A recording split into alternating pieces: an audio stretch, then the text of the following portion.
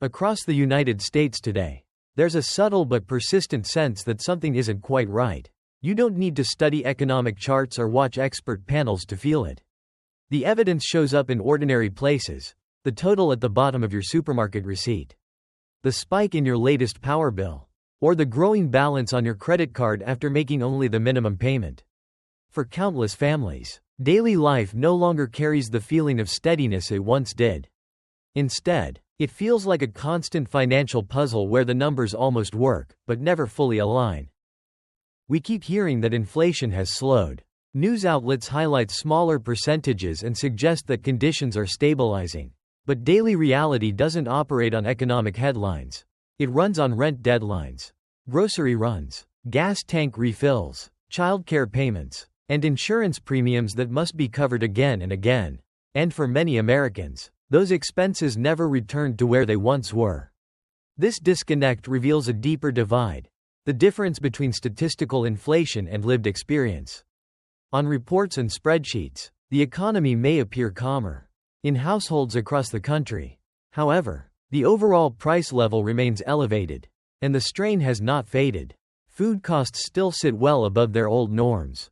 Utility bills claim a bigger slice of income. Services that once felt routine now require careful thought. Salaries may have increased in some cases, but the cushion that once absorbed unexpected costs has largely disappeared.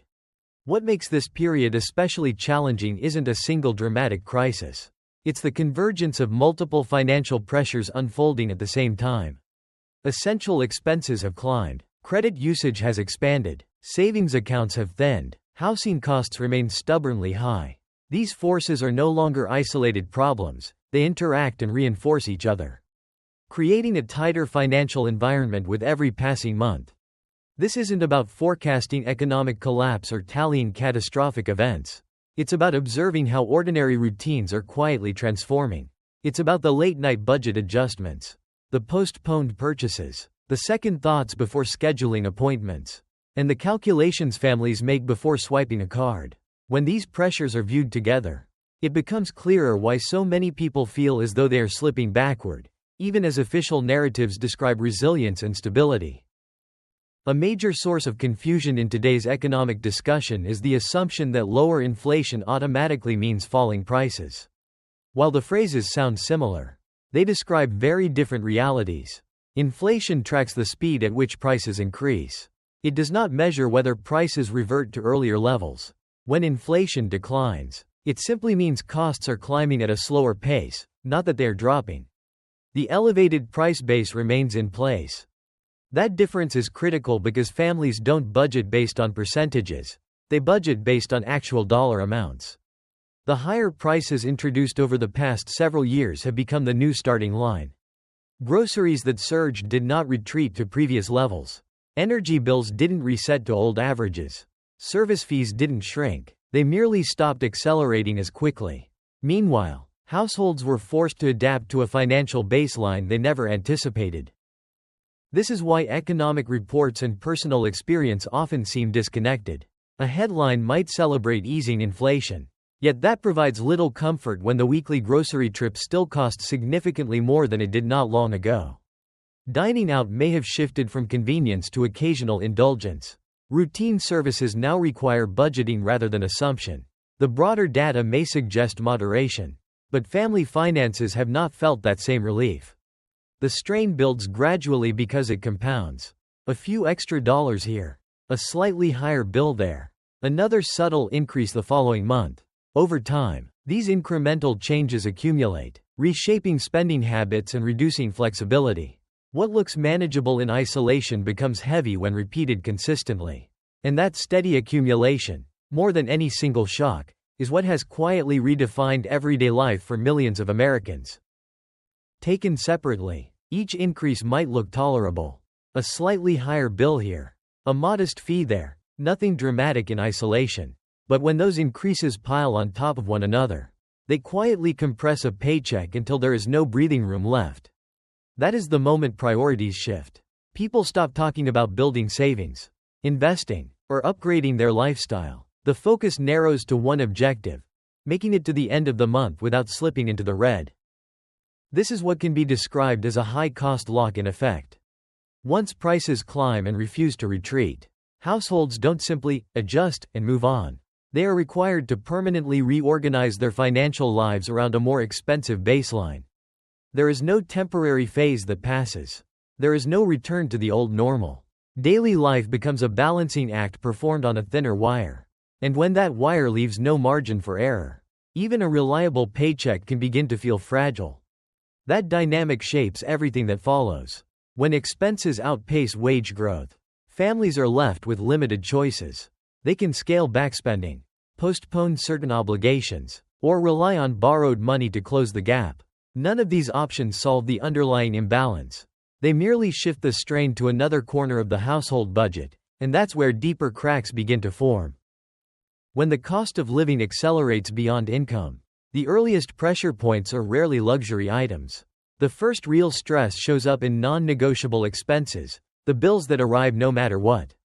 Among these, utilities often become the clearest warning sign. Electricity, water, natural gas, and heating are not optional services. They are foundational to modern life. The bills appear month after month, and failure to pay them carries immediate consequences. For a long time, utility costs were viewed as stable and mostly predictable. They might fluctuate with weather patterns, but they rarely threatened a family's financial footing. Across many communities, that stability has eroded. More households are juggling past due balances than in years past. Payment extensions, late notices, and service disconnection warnings are no longer rare emergencies. They are becoming part of ordinary life for many. This shift is significant because utilities function differently from discretionary spending. A family can delay buying new clothes. They can cancel streaming subscriptions. They can eat at home instead of dining out. But they cannot simply opt out of electricity or running water. When those essential costs increase, the impact is immediate and unavoidable. And when income cannot stretch to cover everything, utilities are typically prioritized, pushing other obligations into delay. Over time, that's how basic necessities begin to resemble revolving debt. An unpaid portion carries forward into the next billing cycle. Late charges accumulate. Full payments turn into partial ones. What was once a straightforward monthly expense slowly transforms into an ongoing liability. The household shifts from managing routine bills to managing arrears. The ripple effects extend beyond the utility statement. If a larger percentage of income is devoted to keeping the lights on and the heat running, trade-offs must occur elsewhere. Medical appointments may be postponed. Credit cards may cover grocery purchases. Rent might be paid closer and closer to its deadline. Each compromise feels temporary in the moment, but collectively they construct a fragile financial structure where one disruption, one missed payment, can destabilize everything. Utilities often serve as an early indicator of broader economic strain because they combine necessity with zero flexibility. When significant numbers of families struggle to stay current on something so fundamental, it reflects more than higher prices alone. It signals that the buffer sustaining everyday stability is wearing thin. And once core necessities begin operating like debt, borrowing stops feeling optional. It becomes a short-term lifeline, a way to bridge the gap between income and obligation. But every bridge comes with a toll. Over time, crossing it grows more expensive, and returning to solid ground becomes increasingly difficult. When paychecks can no longer fully handle basic living costs, borrowing naturally fills the space. In the beginning, it rarely feels alarming. A credit card charge takes care of an unusually high grocery total. A short-term loan pays for a car repair or medical bill. A remaining balance rolls into the next billing cycle with quiet confidence that things will stabilize soon. Debt presents itself as a cushion, a financial shock absorber designed to smooth temporary strain. What's unfolding now, however, goes beyond short-term smoothing. Borrowing is no longer just about shifting money from one month to another. For many households, it has become a core strategy for staying afloat. Instead of financing opportunities or long-term investments, families are using credit to preserve a lifestyle that used to be manageable on earned income alone. That subtle change transforms the role debt plays in daily life. As balances grow, so do minimum payments. Interest accumulates quietly but relentlessly. A payment that arrives slightly late triggers penalties. Over time, Flexibility gives way to obligation. A significant portion of future income is effectively pre-committed before the paycheck even lands in the account. The pressure is no longer abstract, it becomes embedded in routine decisions. This strain reveals itself in behavior. Rather than thoughtfully allocating money, households begin rotating urgency. Which bill must be paid immediately? Which creditor offers a few extra days? One account is brought current while another drifts further behind. The balancing act continues month after month, appearing manageable, until one unexpected expense disrupts the sequence. That is the point at which a temporary solution starts functioning like a constraint. When borrowing substitutes for real income growth, it limits future flexibility. A missed payment lowers a credit score. A lower score leads to higher interest rates. Access to affordable credit narrows precisely when dependence on it increases. The tool that once provided relief begins to amplify risk. The most deceptive aspect of this progression is its gradual pace. There is rarely a dramatic turning point. Instead, families adapt incrementally, accepting tighter budgets, trimming discretionary spending, tolerating smaller safety nets. The erosion of financial breathing room happens quietly. Only in hindsight does it become clear how restricted the path forward has become. Debt rarely causes immediate collapse. Instead, it steadily reduces maneuverability. With fewer options available, even a minor disruption, reduced hours at work, a health issue, an emergency expense, can trigger serious consequences. Vulnerability grows not from a single blow, but from the absence of space to absorb one. That fragility becomes even more intense when the largest line item in most budgets enters the equation: housing. When rising housing costs intersect with existing debt pressure, the strain compounds in ways that are difficult to undo. For generations, housing was considered the anchor of household finances. Whether someone rented or owned, the expectation was that shelter expenses would remain predictable enough to plan around. That assumption is increasingly unreliable. For renters, the shift has been direct and persistent. In many regions, monthly rent has climbed more quickly than wages, forcing tenants to allocate a growing share of their income just to remain where they are. Relocating does not necessarily provide relief. Affordable alternatives are limited, and moving itself introduces new deposits, fees, and logistical expenses that erase potential savings. Rent transforms from a manageable obligation into a dominant force that shapes every other financial decision. Homeowners face a parallel, though slightly different, challenge. Even if a fixed-rate mortgage keeps the principal and interest stable, the overall cost of ownership continues to rise. Property taxes increase. Insurance premiums adjust upward. Routine maintenance and unexpected repairs demand more money than they once did. Driven by higher labor costs and more expensive building materials, what once felt like a stable foundation now requires constant financial reinforcement. In both cases, housing intensifies the pressure already created by elevated living costs and accumulated debt. When shelter, the most essential expense of all, absorbs a larger share of income, the remaining margin shrinks further. And as that margin narrows, the system holding everything together becomes increasingly sensitive to disruption. Expenses that once felt routine, a roof repair, a property tax adjustment, an insurance renewal, now land with the force of unexpected blows. The strain tied to housing is uniquely disruptive because it tightens the budget from the top, claiming a large share of income before anything else is considered. When shelter consumes such a significant portion of earnings, there is little space left to absorb increases in other categories. A spike in utilities or a higher credit card minimum has no cushion to settle into.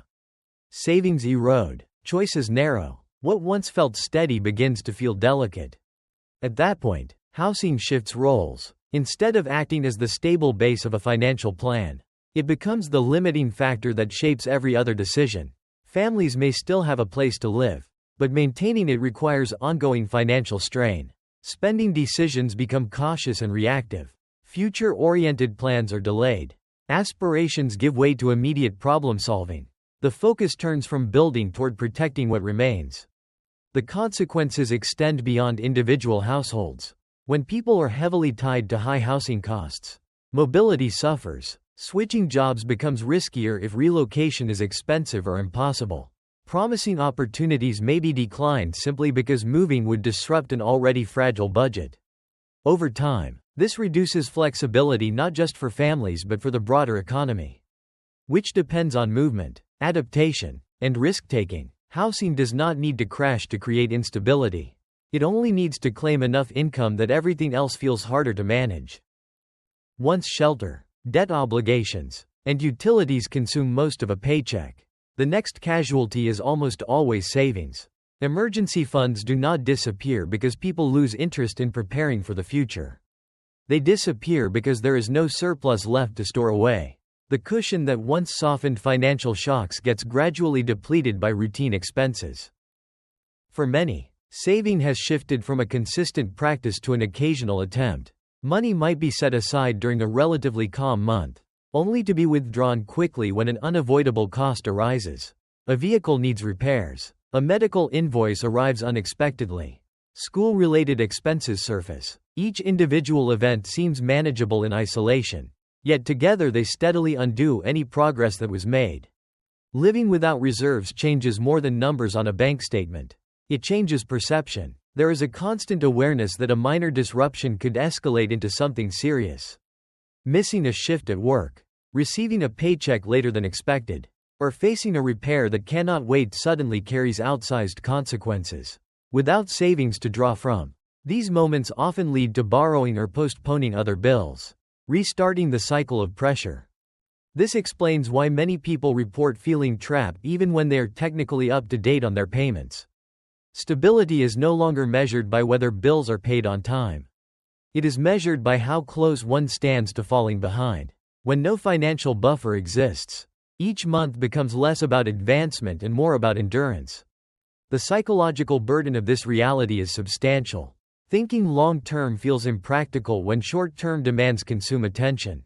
Goals such as purchasing a home, pursuing a new career path, or expanding a family are deferred, not due to lack of ambition, but because the underlying financial foundation feels uncertain. This pattern is not primarily about personal discipline. It reflects structural pressure. When essential costs rise simultaneously and earnings fail to keep pace, savings serve as the release mechanism. Once that reserve is drained, households function in a near-constant state of exposure. And when large numbers of families live just one unexpected expense away from hardship, the consequences ripple outward. The impact does not immediately register in headline statistics. Instead, it surfaces quietly in local communities, in postponed purchases, reduced spending at small businesses, fewer renovations, delayed medical visits. Long before national data fully reflects the shift, everyday behavior begins to signal that something fundamental has changed. The first warning signs rarely show up in national reports or televised briefings. They surface in routine exchanges, at neighborhood shops, independent contractors' offices, and small service providers that rely on steady, optional spending from local families. These corners of the economy often register tension well before official data reflects it. In many towns and cities, people have started postponing tasks they once handled without hesitation. Repairs that would have been scheduled immediately are deferred. Routine maintenance is tackled personally instead of hiring skilled help. Planned upgrades, whether to a home, a vehicle, or a small business, are quietly moved to a later that has no clear date attached. The underlying need has not vanished. The hesitation comes from cost. Prices have crossed a psychological threshold where, take care of it now, turns into, wait and see. For plumbers, electricians, landscapers, cleaners, and other local professionals, the impact is direct. Phone calls become less frequent. Appointment calendars develop unusual gaps. Weeks that were once fully booked begin to feel uncertain. These sectors are not driven primarily by global trade flows or speculative investment. They depend on household confidence. When families grow cautious, these services are among the first to experience the pullback. That reduction in activity does not remain isolated. It sets off a chain reaction. When independent workers and small business owners earn less, they also tighten their own spending. Fewer dollars move through the community. Local shops see lighter foot traffic. Restaurants notice fewer reservations. Employers shorten operating hours or delay hiring. The strain gradually expands outward. affecting people who may have felt secure at first. What makes this stage difficult to detect is its subtlety. There is no dramatic collapse. Businesses do not all close overnight. Streets are still active, and storefront lights remain on. Yet beneath that normal appearance, something shifts. The tempo slows. Conversations revolve less around expansion and more around caution. Plans for improvement give way to discussions about cutting back. This quiet adjustment is why so many individuals sense change even when macroeconomic indicators appear steady. They observe it in their neighborhoods. They hear it from friends whose workloads have thinned. They feel it themselves when they pause before making purchases that once required no second thought. Economic softness does not always arrive with alarm bells. Sometimes it reveals itself through canceled bookings, empty time slots, and an increase in do-it-yourself solutions. As these patterns spread, they suggest deeper pressure building underneath daily routines. At the same time, households are narrowing their budgets. Public narratives often emphasize positive signals, rising stock prices, strong corporate earnings, and steady growth figures. From a distance, the system looks resilient, but that view is calculated on a different scale than the one families use to measure stability. Financial markets tend to reward profitability, efficiency, and productivity gains. A company that trims payroll, automates processes, or reduces overhead may see its valuation climb. Investors interpret these changes as strength and discipline. Yet for workers, those same adjustments can mean lost income, fewer job openings, and intensified competition for what remains. This divergence creates a widening gap between how economic success is defined at the top and how it is experienced at the household level. A surging stock index does not automatically translate into financial comfort for the average family. In some cases, it can obscure vulnerabilities. Consumer spending may appear robust not because wages are surging, but because credit usage is expanding. Activity continues, but it is increasingly supported by borrowed funds rather than earned surplus. Living within this contradiction is unsettling. When official commentary celebrates economic health while families feel their options shrinking, it fosters confusion. The reassurance in headlines does not align with lived experience. Over time, that mismatch can breed frustration and skepticism, as if the pressures of everyday life are being overlooked or minimized. Official data may project confidence, but many households read a very different story when they log into their banking apps. Charts and averages point in one direction, while checking and savings balances point in another. It's true that the impact is uneven. Families with higher incomes, diversified investments, or significant assets often experience less immediate strain. Market gains and property appreciation can cushion rising costs. Yet for a substantial portion of the population, the trajectory feels reversed. More people report feeling stretched rather than secure. And when that sense of pressure spreads widely enough, it affects the durability of the broader system.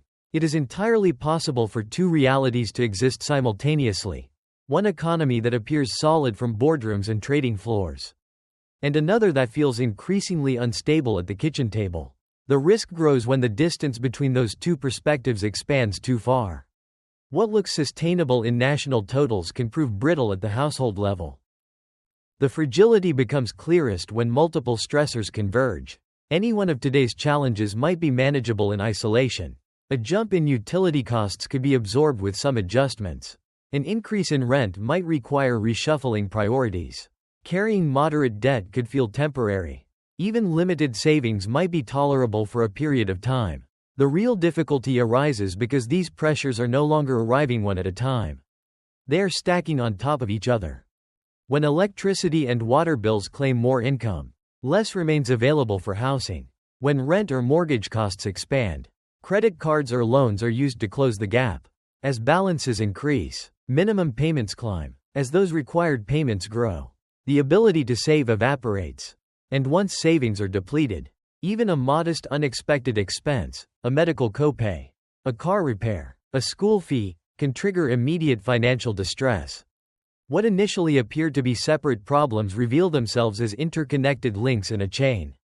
The combined weight is what makes daily life feel draining. Families are not addressing one obstacle at a time. They are managing several simultaneously. Each decision affects another part of the budget. Paying down one obligation may mean postponing another. Reducing spending in one category often creates limitations elsewhere. There are no perfect fixes, only compromises. This is also why standard financial advice can feel disconnected from reality. Budgeting strategies assume there is discretionary space to reallocate. Calls for discipline assume a margin exists to be tightened. But when essential expenses already consume most of a paycheck, there is little room left to adjust. Effort does not yield the same results people expect. The system feels less responsive to hard work and careful planning. In this environment, stability becomes delicate. Outwardly, life continues as usual. Rent is paid, utilities stay on, credit accounts remain active, yet the sense of security that once accompanied these routines diminishes. Instead of focusing on advancement or improvement, households concentrate on minimizing errors. The objective shifts from progress to preservation. Importantly, this transformation is gradual. There is no dramatic breaking point that signals a clear crisis. The change unfolds quietly, a bit less flexibility in the monthly budget, closer monitoring of due dates, more hesitation before discretionary purchases. Weekends become simpler, vacations are postponed, large decisions are deferred. The comfort that once felt automatic begins to feel conditional. What makes this period difficult to define is its subtlety. It does not erupt in a single, headline-grabbing event. It integrates into ordinary routines. The narrowing of financial breathing room becomes part of daily life. And as more households experience that narrowing at the same time, the overall character of normal begins to shift, not with a crash, but with a quiet, persistent tightening that reshapes expectations across the country. That helps explain why so many people have difficulty putting their finger on what has changed. The shift is subtle, but it shows up consistently, in monthly statements, in routine purchases, in the quiet calculations made before paying a bill. Even if it is hard to describe out loud, the feeling repeats itself again and again. Something operates differently than it used to. If any of these experiences resonate with you, it is worth remembering that this is not an isolated story. Countless households are working through similar strain, often without talking about it openly. The pressure tends to stay private, discussed at kitchen tables, reflected in budgeting apps, carried internally rather than announced publicly. Think about your own situation for a moment. What was the first signal that made you pause? Was it a grocery trip that cost more than expected? A rent increase? A utility bill that felt unusually heavy? Or perhaps the realization that saving had quietly become harder than before? Identifying that starting point can make the broader pattern clearer. Staying informed about these underlying trends matters. Changes in everyday life rarely happen all at once. They build gradually beneath the surface. Paying attention to those shifts is one way to respond thoughtfully instead of reactively. Awareness does not solve every problem, but it does provide perspective, and perspective is often the first step toward reclaiming a sense of direction and control.